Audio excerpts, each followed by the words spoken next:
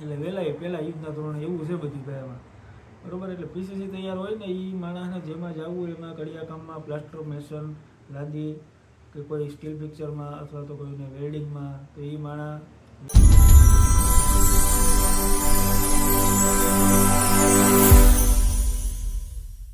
Hello મિત્રો, good morning, નમસ્કાર. આજ સવારના બધા એને કેમ છો? બધા મજામાં છે. તો આજનો ટોપિક શું છે શું નહીં તો તમને ખબર જ પડી ગઈ છે. આપણું મથાળું જોઈને, દેહી ભાષામાં મથાળું, બાકી તો થંબનેલમાં શું જણાવેલું છે એ તમને ખબર જ હશે, ઉપર વાંચી લીધું એટલે ખબર પડી જ જાય. તો આજનો ટોપિક એ પાછો આપણે ઇઝરાયલનો જ લઈને આવ્યા, બરાબર. આના પહેલાં આપણે એક હપ્તા પહેલાં ટોપિક મૂક્યો હતો કે ભાઈ આ જવામાં આપણે મેન ડોક્યુમેન્ટને શું જરૂર પડે શું નહીં. અને આજનો ટોપિક પાછો બીજો છે, તો જોડાયેલા રહેજો અને ચાલુ કરીએ. એના પહેલાં આપણી ચેનલ સબસ્ક્રાઈબ કરી દો, કરીએ ચાલુ. તો ભાઈ ગયા હપ્તામાં આપણે જે વાત કરી હતી ડોક્યુમેન્ટ વિશેની, ડોક્યુમેન્ટ તો અત્યારે લગભગ મિત્રોએ કમ્પ્લીટ કરી જ લીધા છે, એટલી તો આપણે બધાને ખબર જ છે. અને ડોક્યુમેન્ટ જેના કમ્પ્લીટ નથી અને જેનું પીસીસી હજી આવ્યું નથી એની હજી પ્રક્રિયા ચાલુ હોય એ આપણે ખબર છે. પણ જેની પ્રક્રિયા પૂરી થઈ ગઈ પીસીસી આવી ગયું હોય તો એ વિડીયોના માધ્યમથી એમાં ડિસ્ક્રિપ્શનમાં નંબર આપેલા હતા, બરાબર. એમાં કોન્ટેક્ટ ઘણા મિત્રોએ કરેલો છે, તેની માહિતી લઈ અને તમે એનો સંપર્ક કરી શકો. એજન્ટના નંબર છે. અને ખુશીની વાત પાછી આપણી એક બીજી એ છે કે જે આ સાઈડમાં ફોટો દેખાતો હોય કે આપણું પાછી પોરબંદર જિલ્લાની એક બીજી ટીમે પૂગી ગઈ કાલે 25 તારીખે. તો ધીમે ધીમે આપણો પગ પસેરો થવા માંડ્યો છે પોરબંદર જિલ્લામાંથી આપણા ગુજરાતી ભાઈઓનું. એટલે જેમ બને એમ વહેલી તકે ડોક્યુમેન્ટની પ્રોસેસ કરો જેથી કરીને વહેલા વારા આવે અને વહેલા પહેલાં આમાં એવું છે બધું ભાઈ. તો મારે ખુદને હજી પીસીસી આવ્યું નથી, મારું પીસીસી આવે પછી હું પણ પ્રક્રિયા કરવાનો છું. અને બીજા નંબરમાં કે બીજા આપણે ખેતીવાડીની એગ્રીકલ્ચરની જે હતી એ ગયા વીકમાં કીધેલું છે, વિડીયો ઘણા ન જોયો તો જોઈ લેજો. હજી એમાં ડોક્યુમેન્ટ વિશે આપેલી હતી માહિતી. અને અત્યારે પાછી બીજી વિઝા નીકળી છે, તો બીજી વિઝાની આપણે વાત કરીએ, બરાબર. એના પહેલાં ખાસ કરીને આપણો જે ગયા હપ્તાનો એક વિડીયો મૂકેલો છે કે ભાઈ ઇઝરાયલ જવા માટે ડોક્યુમેન્ટને શું જરૂર પડે, એ વિડીયો જોઈ લેજો. અને એ પછી આ વિડીયો જોજો જેની ઓલો વિડીયો નથી જોયો એ, કેમ કે પહેલો વિડીયો જે જોવો ને તો જ તમને ખબર પડશે કે ભાઈ આપણે જવું કે નથી જવું.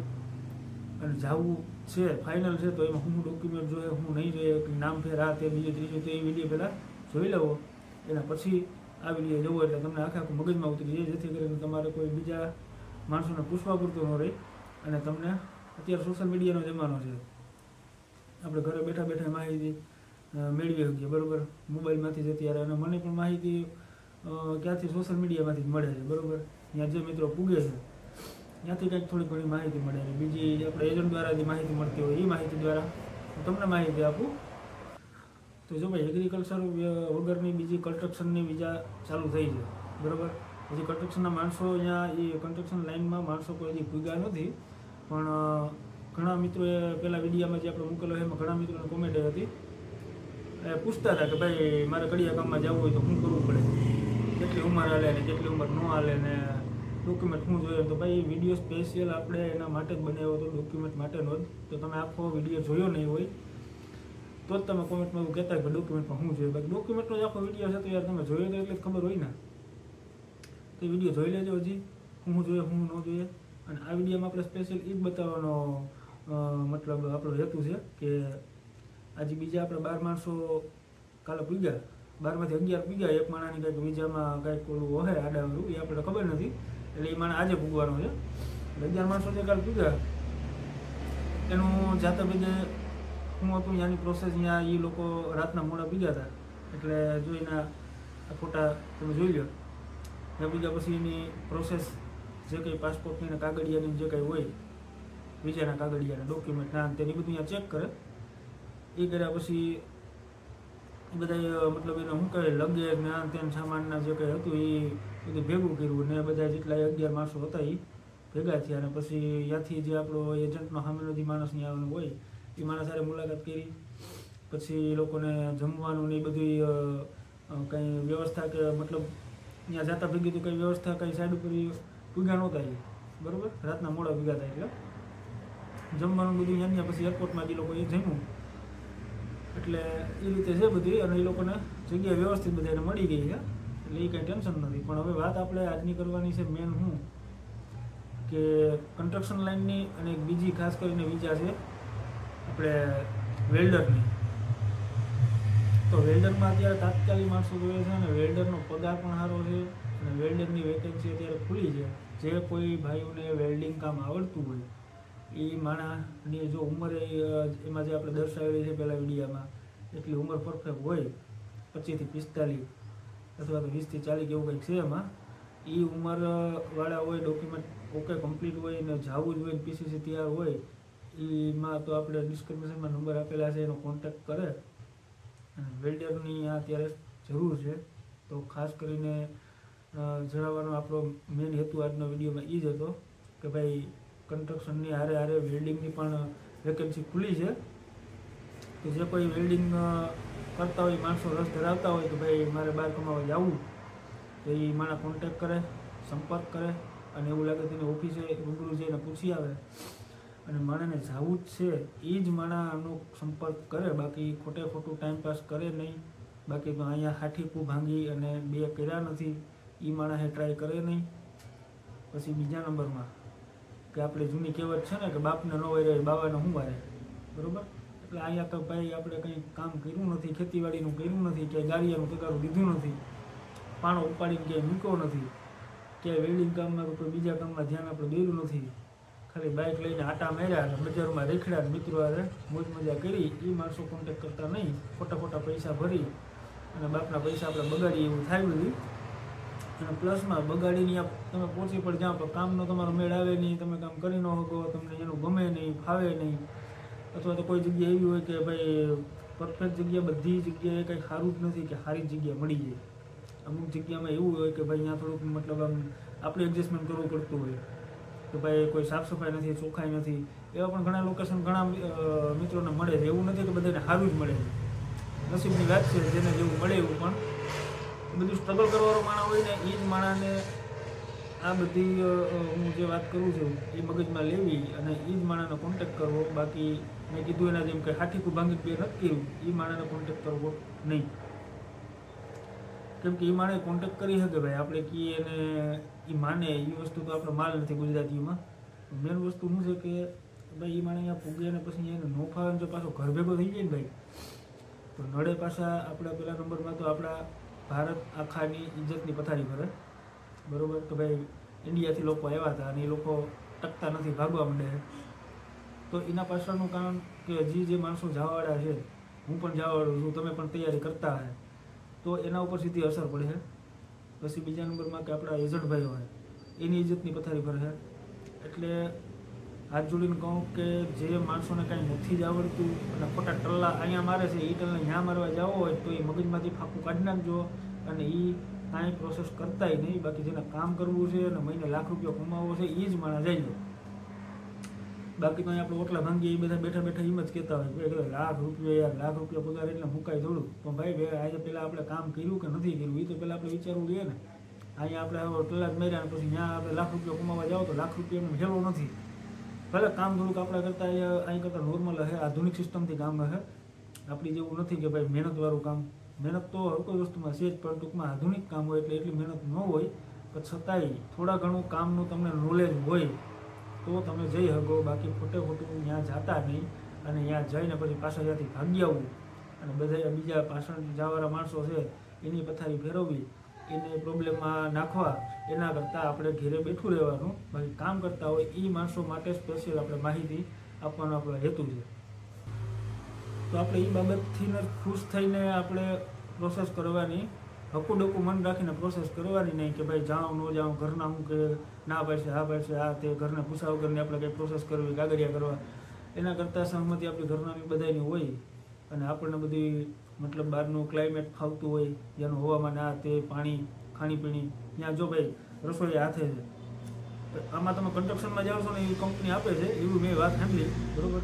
હવે અહીંયા પીગા પછી ખબર પડે, કારણ કે કન્સ્ટ્રક્શનમાં હજી કોઈ માણસો પીગા નથી. કન્સ્ટ્રક્શનની વિઝા ખુલી પ્લસમાં વેલ્ડરોની વિઝા ખુલી, પણ હજી વેલ્ડરમાં કોઈ આપણા ગુજરાતીઓ જે પૂગ્યા નથી, બરાબર. એ પૂગી જાય અને એની મતલબ આપણે થોડીક માહિતી મળશે કે ખબર પડી જાય તો આપણે બીજો વિડીયો તમારા સુધી પુગાડવાનો પ્રયત્ન કરશો. પણ અત્યારે તો આપણે એટલી ખબર છે કે કન્સ્ટ્રક્શનની અને વેલ્ડિંગની વિઝા ખુલી દે એટલે હું કહું હાલો ભાઈ આપણે પહેલો જે વિડીયો મૂક્યો હતો એ ડોક્યુમેન્ટની માહિતી વિશેનો મૂક્યો હતો, તો હવે પાછો આ વિડીયો તમારી સમક્ષ રજૂ કરી દઉં જેથી કરીને તમને થોડી ખબર પડી જાય. બાકી બીજી ખુશીની વાત એ કે ભાઈ અહીંયા શરૂઆતમાં સ્ટાર્ટમાં આપણા ગુજરાતમાંથી પહેલો આપણો પોરબંદરવાળાનો પસારો થયો, મતલબ પોરબંદરવાળા અહીંયા પહેલાં પીગ્યા, તો એટલું આપણા માટે સારું કહેવાય. અને એટલો ધન્યવાદ એજન્ટોને દેવો જોઈએ કે ભલે પૈસા જે લેતા હોય એ તો એની પ્રોસેસના અને એ લોકો એમાંથી કમાતા જ હોય તો જ એ વસ્તુ આ કરતા હોય ને એ વસ્તુ હેલી નથી. બાકી તો તમારે એ જ કામ કરવું છે, મારે એ જ કામ કરવું છે, કોઈના કારણે કામ કરવું નથી. પણ મેન વસ્તુ શું છે, અહીંયા પુગાડવા, માણસોને કામે લગાડવા, એ બધી પ્રોસેસ કરવી ને અને અહીંયા સુધીનો કોન્ટેક્ટ કરવો એ બધી વસ્તુ અઘરી છે. અને બીજા નંબરમાં કે વહેલા પહેલાં મારું કહેવાનું કારણ એ છે કે ભાઈ હાલતા માણસની જરૂર અહીંયા કદાચ ઇન કેસ એવું થાય કે પૂરી થઈ જાય, અથવા તો એને એમ થાય કે ભાઈ અહીંના માણસો કામ કરતા નથી, અથવા તો એમ થાય કે ભાઈ યુદ્ધનું ધોરણ કદાચ વધી જાય, કારણ કે યુદ્ધ હજી ચાલુ છે, એવું નથી કે યુદ્ધ પૂરું થઈ ગયું. ક્યારેક હજી મતલબ જો કે કોઈને આપણે નડતું નથી, આપણા માણસોને ગયા એને કોઈને નડતું નથી, પણ આ એક બધું ઓચિંતાનું ખુલ્યું ને ઓચિંતાનું ક્યારે પાછું હકેલાય એનું કંઈ નક્કી ન કહેવાય. એટલે વહેલા પહેલાં યુદ્ધના ધોરણે એવું છે બધી ભાઈમાં, બરાબર. એટલે પીસીસી તૈયાર હોય ને એ માણસને જેમાં જવું એમાં કડિયા કામમાં, પ્લાસ્ટર મેસન, લાદી કે કોઈ સ્ટીલ પિક્ચરમાં અથવા તો કોઈને વેલ્ડિંગમાં, તો એ માણસ વહેલી તકે ડિસ્ક્રિપ્શનમાં નંબર આપેલા છે એનો કોન્ટેક્ટ કરે અને અરે એવું લાગે તો રૂબરૂ વાત કરે, એની ઓફિસે એક વખત રૂબરૂ મુલાકાત કરી લેવી. અને બીજી વસ્તુ મેન કે કન્સ્ટ્રક્શનમાં જે માણસો જતા હોય એ માણસોની ટ્રેનિંગ, મતલબ આપણે શું કહીએ આપણે ઇન્ટરવ્યૂ કહીએ ને, ઇન્ટરવ્યૂ લેવામાં આવશે.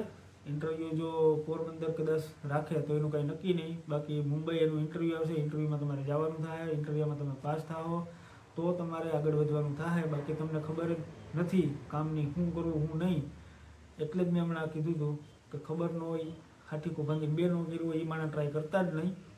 ઇન્ટરવ્યૂ વગર અહીંયા જવા દે નહીં. આ એગ્રીકલ્ચરમાં એવું છે કે ભાઈ એનું ઇન્ટરવ્યૂ નથી, કારણ કે ખેતી કામ તો હર કોઈ માણસને આવડતું જ હોય, મતલબ કે જેને નથી કર્યું એના માટે નકામું છે.